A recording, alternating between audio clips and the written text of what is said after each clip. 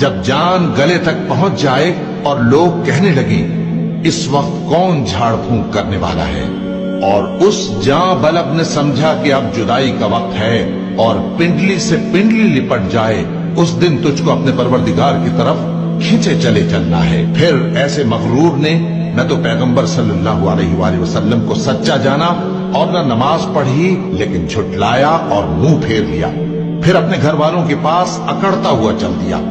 خرابی ہے تیری، خرابی پر خرابی ہے، پھر خرابی ہے تیری، خرابی پر خرابی ہے۔ کیا انسان یہ خیال کرتا ہے کہ اسے یوں ہی چھوڑ دیا جائے گا؟